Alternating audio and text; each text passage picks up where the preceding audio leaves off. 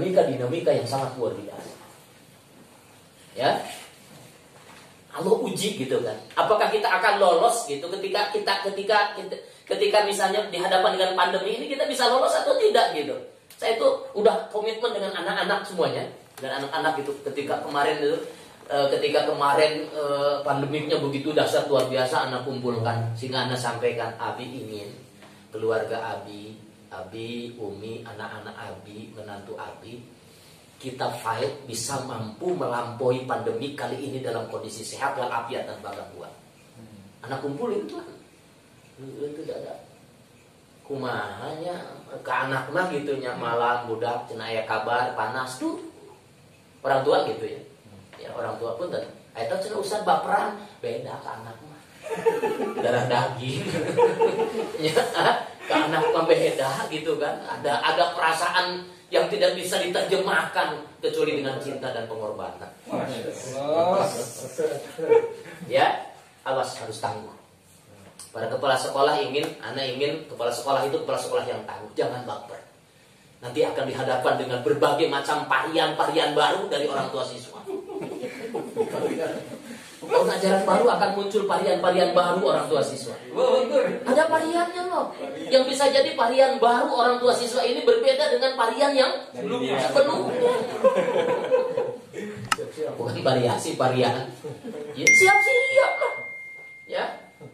Ada kepala sekolah yang kadang-kadang sama gitu kan. Pak Kiai katanya ini ada orang tua yang begini. Chatnya tuh ke anak. Pak Kiai minta tanggapannya gitu. Nggak perlu sampai ke ketua yayasan, beresan karena itu mah. Nah oke ku bahasa. Karena sampaikan maunya tuh bisa Pak Kiai nyuhunkeun bahasaan atau jadi kepala sekolah tuh bisa nyen bahasa apa. Ya, Anda sampaikan bagaimana orang tua membuat tenang, tidak perlu harus ada instruksi dari ketua yayasan. Masya Allah, apalagi sekarang varian orang tua siswa itu ketika pandemi itu macam-macam. Bendahara yang harus jangan baper kayak begitu. Namun bendahara baper atau musmalai pendapatan, hayo we gratis doi. Hari guru kudu dibayar. Iya kan? Tangguh dalam bekerja. Langsung. Lihat bagaimana Allah berbicara tentang kesungguhan. Ayatnya udah jelas. Walladzina jahadu fina lanahdiyannahum subulana wa innallaha lama'al muhsinin. Orang-orang yang bersungguh-sungguh di jalanku, Allah pasti akan bukakan jalan-jalan kita. Ana tuh selalu husnudon sama Allah. Bahwa di balik pandemi ini, Ana selalu menyampaikan kepada guru-guru, asatid, ustadzah sekalian, bahwa di balik pandemi ini Allah sedang menyiapkan rencana yang begitu dahsyat buat kita semua. Harus yakin itu. Jangan berkecil hati kita sebagai seorang pimpinan, seorang leader itu. Ada apa? Mungkin Allah belum memberitahukan kepada kita ini. Ya, bisa jadi Allah memang tidak memberitahukan jauh-jauh hari untuk membuat surprise buat kita semuanya. Ya, harus punya tekad. Oke lah, hari ini misalnya capaian tentang PPDB tidak tercapai karena kasus pandemi. Tetapi bagaimana setelah selesai pandemi, kita lipat gandakan orang yang daftar ke lembaga kita. Harus begitu. Ya, karena di balik itu semuanya ada ibrah yang sedang Allah siapkan, ada kebaikan yang akan Allah berikan buat kita. Buktinya lanadiyannahum subulana. Seberat apapun masalah yang sedang kita hadapi, Allah akan berikan jalan keluar.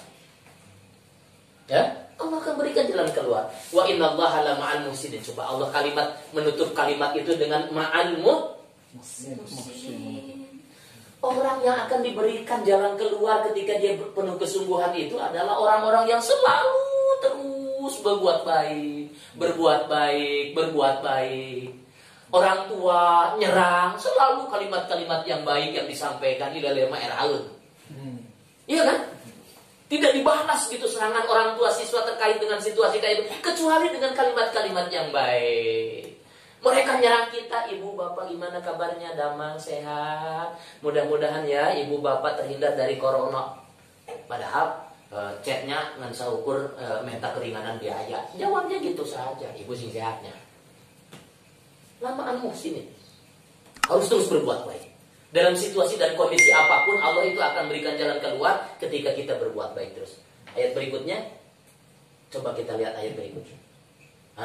Ini dalam surat Al-Anfal, At-Taubah ya.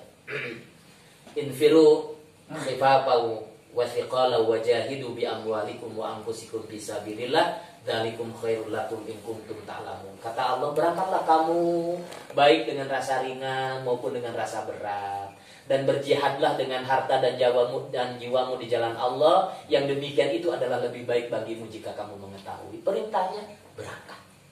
Dalam situasi dan kondisi apapun berangkat. Ya, berangkat. Ya. Sampai-sampai Kiai Hasan beliau menyampaikan, Kiai Hasan itu beliau menyampaikan bahwa at-tamattu bimata'i bidakwah. Orang yang menikmati dakwah itu adalah ketika dia merasakan capeknya dakwah itu sebuah kenikmatan. Masalahnya sudah sampai ke makom itu belum kita. Capek tapi nikmat. Capek ngajar di SIT Anambak tapi nikmat. Jadi kalau misalnya capek lalu kemudian tidak melahirkan kenikmatan, berarti masih ada persoalan dalam jiwa kita. Ya? Karena apa? Infiru khifafan wa thiqalan. Kata Allah, dalam kondisi ringan, dalam kondisi berat, ayo kita berangkat. Dalam kondisi pandemik, dalam kondisi yang tidak pandemik, ayo kita berangkat. Dan yakinkan Allah itu pasti akan menolong kita semuanya. Ya? Akan menolong kita semuanya gitu. Dan fikal ini akan dirasakan menjadi sebuah kenikmatan. Pulang ke rumah, ya Allah, nikmat. Ketika kita sudah menunaikan amanah di lembaga pendidikan kita tuh ada sebuah kenikmatan. Dan kenikmatan itu tidak bisa dihitung dengan kalkulator. Kenikmatan itu tidak bisa dihitung dengan angka-angka. Ada kenikmatan yang menyeruak dalam jiwa kita. Ya, oleh karena itu infiru. Ya, kita butuh orang-orang yang infiru itu kan penuh kesungguhan kan. Gering saeutik mah, lah. Ya maulah pilak saeutik wae afan ya, aspesaja pandi, ana pilek ya. Ana batuk-batuk ya. Infiru hifaqa wa thiqala. Berangkat. Dalam konteks dulu, ayeuna mah meureun pala laur nu batuk-batuk. Gitu saja. Ini dalam konteks dulu kita berangkat.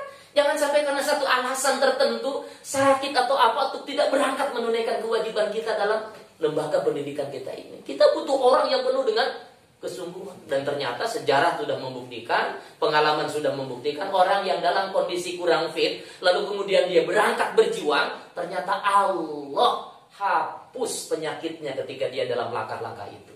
Banyak yang begitu. Ujung-ujung cager, pilek udah nggak ada, batuk-batuk sudah hilang. Karena apa? Karena kita memaksakan diri untuk berangkat. Ya, lanjut. Coba kita lihat. Ya, lembaga pendidikan ini membutuhkan orang-orang yang memiliki jiwa-jiwa yang sungguh-sungguh dan tangguh. Kita lihat. A'udzubillahi minasyaitonir rajim. Wa ka'ayyin min nabiyyin qatala ma'ahu ribbiyuna katsirun fama wahanu lima asabahum fisabilillah wa ma dha'ufu wa mastakanu wallahu yuhibbus sabirin. Dan betapa banyak nabi yang berperang didampingi sejumlah besar dari pengikutnya yang bertakwa. Awas, karakternya adalah karakter orang-orang yang bersama nabi itu. Pejuang-pejuang itu adalah karakter tangguh. Mereka tidak menjadi lemah karena bencana yang menimpanya di jalan Allah. Bencana Covid tidak membuat lemah berpikir kita. Ya, bencana Covid tidak membuat lemah daya juang kita. Bencana Covid jangan membuat lemah inovasi dan kreativitas kita. Justru Allah sedang menguji sekarang ini dengan Covid ini, bagaimana kita berkreativitas. Atur cara sedemikian rupa. Ya, anak itu kalau kemarin itu udah siap-siap mau masuk, tiba-tiba PPKM darurat. Ya, sampai tanggal 20, menjelang tanggal 20 sedang membuat siasat perang. Kumaha budak asuh, SPP asuh tapi aman kan gitu. Bagaimana anak tetap belajar begitu? Anak tetap belajar, ada uang SPP masuk dan uang SPP masuk pun juga akan kita peruntukkan buat tadi teh lamun teu asuh guru-guru teu meunang gaji. Geus teu makan, guru-guru teu makan datang we Covid kan gitu. Jadi salah satu penyebab Covid hilang itu adalah ketika tanggal 1, tanggal 2, tanggal 3. Iya kan? Tanggal 10, tanggal 20 itu tiba-tiba Covid ujung-ujung ngeras. Senang para naskil gitu kan, karena sudah mulai habis gitu kan. Coba kalau misalnya tanggal 15-nya doping lagi, wow, sebar lagi. Ya, lihat, mereka tidak menjadi lemah karena bencana yang menimpa. Kader-kader mujahid-mujahid itu dalam situasi dan kondisi apapun tidak pernah lemah. Bencana apapun yang dihadapi, tetap maju. Infiru khifafan wa thiqal. Berangkat. Ya, berangkat. Ya, walaupun sekarang momen segedeng jumdei, likot jumdei gitu kan. Perintah Nabi infiru lain cicing di imah. Ya, infiru sanes. Infiru mengalengkahkeun dua sampean ini ti imah. Tangarana infiru. Ayeuna mah zoom. Unda we didinya bisaan videona ge di checklist ke supaya teka tempo pan sorana we di anmut sorana videona di ieukeun supaya nalika nu ngiring likona kerek teu gadangu pan. Liko ngorok. Infiru ya. Infiru perintahnya juga ayo buat. Terima kasih. Lemah karena bencana yang menimpanya di jalan Allah, tidak patah semangat. Tidak patah semangat. Tidak patah semangat dan tidak pula menyerah kepada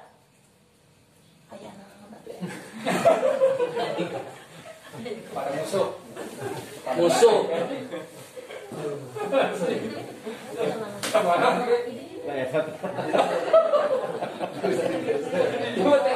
Gak bisa digeser sana.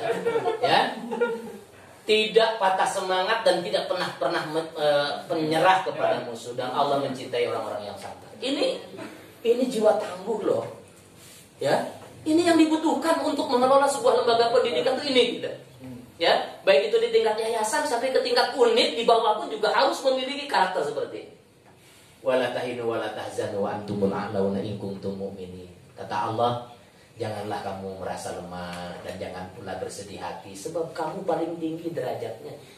Kata Ustaz Erwin mengatakan guru itu adalah orang yang paling tinggi derajatnya. Masya Allah. Sampai-sampai dalam hadis riwayat Imam Bukhari itu mengatakan bahwa dalam Quran itu innallaha wa malaikatahu yusalluna 'alan nabi. Ya kan? Yang sholawat kepada kanjeng Nabi itu, Allah, innallaha wa malaikatahu, ya, dan orang-orang yang beriman. Yang mensolawati kanjeng Nabi itu adalah Allah, kemudian malaikat dan orang-orang yang beriman yang mensolawati. Tapi kalau kita lihat dalam hadis riwayat Imam Bukhari mengatakan bahwa justru ada orang yang sholawatnya jauh lebih dahsyat ketimbang sholawat kepada kanjeng Nabi. Siapa? Orang yang mengajarkan ilmu. Sampai-sampai Allah, malaikat, para nabi dan rasulnya, kemudian semua makhluk-makhluk yang ada di muka bumi ini, sampai ikan yang ada di lautan, lalu kemudian semut-semut yang ada di lubang-lubang kecil, mereka akan berselawat kepada orang yang menyampaikan ilmu. Berarti lebih dahsyat luar biasa kita ini. Ya kan? Ya. Atau kalau begitu kita lebih hebat dari kanjeng Nabi. Ya kanjeng Nabi juga menyampaikan ilmu. Ya dia Nabi, ya dia menyampaikan ilmu. Tidak akan mungkin kita bisa melebihi kanjeng Nabi. Iya kan? Nah, Allah mengatakan wala tahinu wala tahinu wa antumul a'launa. Guru jabatan paling mulia. Ya. Guru itu adalah jabatan paling mulia sampai seluruh makhluk Allah pun juga bersolawat kepadanya. Lanjut. Yang kedua, ya, anasir kesuksesan mengelola lembaga pendidikan yang kedua yang wajib dimiliki oleh kita semuanya adalah bahwa kesuksesan pengelolaan lembaga pendidikan membutuhkan jiwa-jiwa yang memiliki heroisme dan kepahlawanan yang tinggi. Butuh ini kita. Butuh heroisme dan kepahlawanan. Jangan hanya sekedar diam lalu kemudian membiarkan orang lain. Mengelola lembaga pendidikan butuh orang-orang yang tampil ke muka. Tampil ke permukaan. Bukan menyuruh orang lain untuk tampil. Tapi yang harus ada adalah saya yang harus tampil di depan. Menjadi pahlawan penyelamat dari lembaga pendidikan ini. Coba bayangkan kalau seandainya seluruh seluruh pengurus yayasan, seluruh kepala sekolah, seluruh guru-guru memiliki jiwa heroisme seperti ini. Waduh, dahsyat nih lembaga pendidikan. Coba kita lihat lanjutkan. Ini sahabat-sahabat Nabi yang memiliki jiwa kepahlawanan yang sangat luar biasa. Semuanya aja. Ya. Kisah tentang Abbas bin Abi Thalib. Abbas bin Abi Thalib ini adalah sang penyelamat perang Hunain. Perang Hunain itu kan perang yang terjadi dengan jumlah kaum muslimin begitu banyak. Ya kan? Jadi baru ada dalam sejarah kaum muslimin itu jumlahnya begitu banyak dengan persenjataan yang lengkap menghadapi orang-orang musyrikin, orang-orang Yahudi. Kan dalam perang Hunain itu muncul in a'jabatkum kathratukum falan tughniya ankum syai'an. Pada saat itu engkau merasa besar, merasa jumlahnya banyak. Ini dalam perang Hunain. Merasa jumlahnya banyak, baik bahasa urang mah saeutik bae oge meunang komo. Apa? Muncul ujub dalam jiwanya. Pada saat itu apa yang terjadi? Hampir kaum muslimin itu dengan ujubnya mampu dikalahkan orang-orang kafir. Di tengah-tengah bagaimana orang-orang mukminin begitu porak-porandanya dihancurkan oleh orang-orang kafir, tampillah Abbas bin Abi Thalib. Dia maju ke permukaan dengan membawa bendera begitu tangguh. Dia ambil bendera itu lalu kemudian dia maju ke permukaan yang tadinya tercerai-berai. Umat Islam pada saat perang Hunain itu tercerai-berai, udah takut, kalang kabut segala macam. Tidak ada pemimpin yang menyatukan di antara hati-hati mereka. Abbas bin Abi Thalib justru muncul ke permukaan membawa bendera, lalu kemudian dia mengkoordinasikan seluruh kekuatan-kekuatan kaum muslimin yang akhirnya kemudian mampu mengalahkan mereka. Jiwa heroisme Abbas bin Abi Thalib ini luar biasa. Harus muncul ya ketika melihat situasi dan kondisi lembaga kita ini, gap-gapan, geng-gengan, geng SDIT, geng TKIT, geng SMPIT, geng yayasan, geng bong, segala macam begitu. Harus muncul ke permukaan orang yang mampu menyelamatkan dan menyatukan kekuatan-kekuatan ini. Mus'ab bin Umair, apa yang dilakukan oleh Mus'ab bin Umair, sang pemegang panji dalam perang Uhud? Masih ingat kan Mus'ab bin Umair? Pada saat perang Uhud pun juga sama, hampir kaum muslimin mengalami kekalahan. Hampir kaum muslimin mengalami kekalahan. Bahkan Rasulullah SAW orang yang paling dicari oleh orang-orang musyrikin untuk dibunuh pada saat itu, dikejar-kejar. Muncul Mus'ab bin Umair menghalangi Kanjeng Nabi. Ketika terjatuh bendera kaum muslimin, diambillah oleh Mus'ab bin Umair lalu kemudian diangkatkan kembali sambil dia menjaga bagaimana Rasulullah agar tidak terluka. Apa yang terjadi pada Mus'ab bin Umair? Lalu ketika tangan kanannya memegang panji-panji bendera Islam, ditebaslah tangan kanannya. Putus tangan kanannya. Ketika putus tangan kanannya, dia ambil bendera itu dengan tangan kirinya. Kemudian ditebas lagi tangan kirinya, lalu kemudian dia mengapit dengan dadanya, begitu, mengapit dengan dadanya agar bendera ini jangan sampai jatuh. Ya, ketika bendera ini jatuh akan melemahkan semangat kaum muslimin. Dan pada saat itu kemudian ada sebuah tumbak yang kemudian menancap di dadanya dan kemudian dia meninggal dunia. Sampai terceritakan, ya, Mus'ab bin Umair itu dalam kondisi banyak darah, lalu kemudian bolong di dadanya. Dia dalam kondisi sedang sakarat, dia meninggalnya pun juga by descent dia dalam sejarah. Jadi dia ngatur sendiri maut nanti hoyong siga kumaha. Akhirnya kemudian dia matinya itu dia ingin menyungkurkan tangannya. Ya, menyungkurkan wajahnya ke mana? Ke tanah begitu. Ya, meninggal dunia.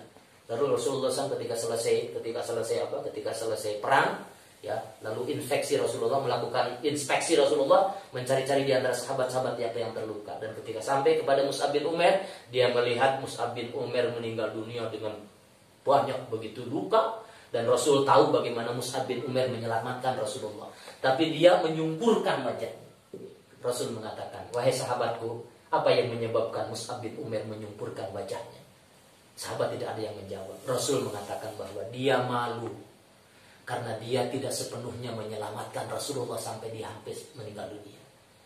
Dia malu karena apa? Karena tidak mampu menyelamatkan Rasul. Dia lebih dulu pengennya mah tetap berdiri gitu. Menyelamatkan Rasul yang sedang dikejar-kejar kan. Itulah Mus'ab bin Umair. Dia malu, jadi nggak berani melihat wajah Rasul dalam meninggalnya gitu.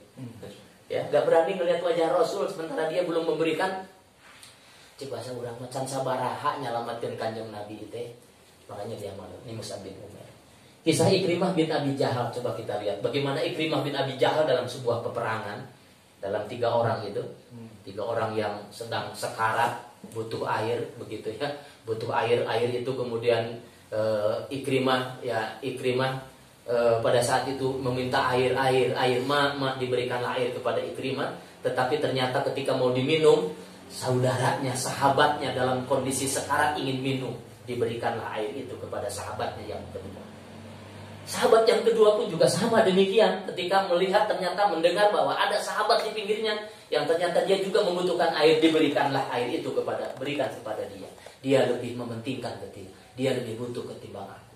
Diberikan kepada yang ketiga, dan ketika yang ketiga, kata yang ketiga pun juga mengatakan Ikrimah yang jauh lebih membutuhkan air ini ketimbang aku.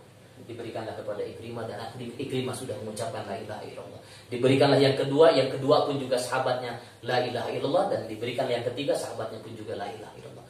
Bagaimana posisi Ikrimah bin Abi Jahal begitu luar biasa ya, dalam membangun kebersamaan sampai dia rela mengorbankan jiwanya untuk bisa membantu saudaranya. Indah kalau seandainya karakter yang kayak begini itu kita praktekkan dalam membangun sebuah lembaga pendidikan.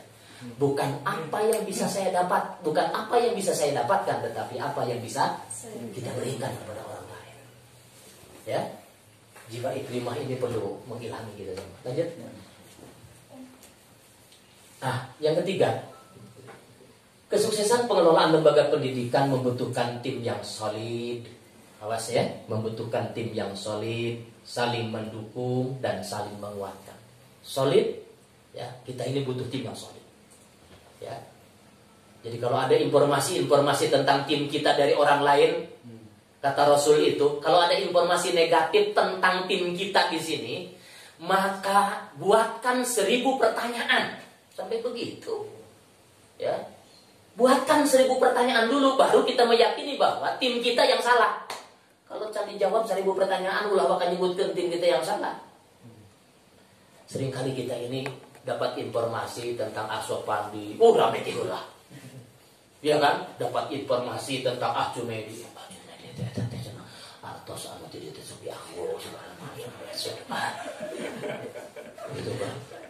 Oh, mau itu bendahara yayasan itu otak beki gendut wae. Seringkali kita terjebak atas informasi yang didapatkan dari orang lain, tetapi kita tidak berani untuk bisa mengatakan belum tentu benar. Sehingga kata para ulama dan kata Rasul mengatakan, jika ada satu saja yang salah di antara tim kita, ada informasi yang salah dari tim kita, buat 1000 pertanyaan, dan 1000 pertanyaan itu harus dijawab, baru kita mengatakan bahwa keputusan bahwa si A itu adalah salah. Aican bisa ngejawab 1000 mau lawaka. Sampai begitu gitu terhadap tim kita ini. Ya, membutuhkan tim yang solid, saling mendukung, saling menguatkan. Lanjut. Ayatnya ini mah ya, ayat yang wa'tasimu bihablillahi jami'an. Mana? Oh, boleh gitu boleh. Wa'tasimu bihablillahi jami'an wa la tafarraqu. Ayo kita berpegang teguh. Yang jadi pegangan buat kita itu adalah i'tisam bihablillahi jami'an, berjamaah. Jangan sekali-kali kita mencari-cari potensi-potensi untuk tafarruq di antara. Bahaya. Jadi ketika ada potensi tafarruq yang muncul, ya, ketika ada potensi taparut yang muncul, kita harus bisa. Orang itu kudu gaduh imunitas gitu. Imunitas taparut itu kudu muncul gitu. Jadi secara otomatis gitu kan, kalau misalnya ada endorser yang yang endorser. Ya, tiba-tiba nyerang ke kita, melakukan ekspansi, otomatis gitu, ngacelong sorangan gitu. Nah, itu harus imunitas. Jadi tengah jawab oke, nyinglar. Ngacelang. Ibunya Pak Jarwo nyinglar. Pak Jarwo itu enggak ngerti nyinglar kenapa. Otomatis nyinglar gitu kan. Datang virus nyinglar gitu. Ya kan? Datang virus itu otomatis Tebekian terus wahid. Bentar. Pahit. Ya, nyata. Ya. Jadi wa'tasimu bihablillahi jami'an wa la tafarraqu. Jangan sekali-kali kita mencari-cari potensi tafarruq. Perintahnya itu adalah itisam. Husnuzon sama saudara kita, yakinkan bahwa saudara kita ini pasti berada pan kudu kitu. Lamun aya salah oge, muncul pun nama bener wae jeung ihwa mah jeung saudara mah. Bener wae heula. Lamun cek batur informasinya, cenah atuh hadi cenah isina ka opat gitu. Bener wae heula. Amin. Ya. Ulah disalahkeun ulah gitu kan. Ya. Kita kan kadang-kadang yang seringkali menjadi pertentangan itu muncul salah dulu gitu. Ya. Ketika ada informasi yang kayak begitu muncul kayak salah lah gitu. Coba kita biasakan muncul kebenaran dulu gitu bahwa insya Allah saudara kita ini tidak salah gitu. Mungkin dia itu bukan salah, mungkin ada yang tidak pas, benar gitu kan. Ya. Seburuk apapun orang pasti di balik keburukannya itu ada kebaikan. Walaupun kita tidak tahu kebaikannya itu apa. Pan tadi teh jelema mah berada di tengah-tengah antara malaikat dengan setan bener malaikat salah nah jelema tengah-tengah kadang bener kadang jelema eta kan gitu. Jadi lamun setia mengajadikeun jelema eueuh benerna berarti eta jelema teh siga iblis. Translate Ya.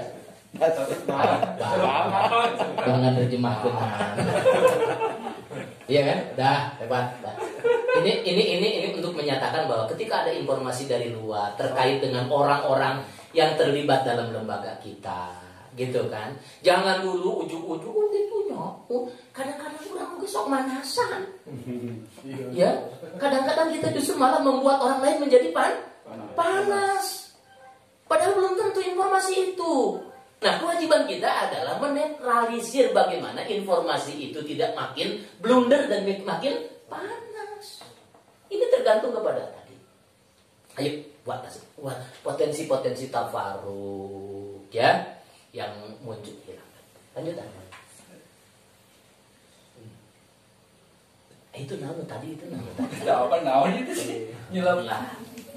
Allah mengatakan wala takunu kalladzina tafarraqu wakhtalafu min ba'dihi ma ja'atuhumul bayyinat wa ulaika lahum adzabun adzim. Dan janganlah kamu menjadi seperti orang-orang yang bercerai-berai dan berselisih setelah sampai kepada mereka ilmu keterangan yang jelas.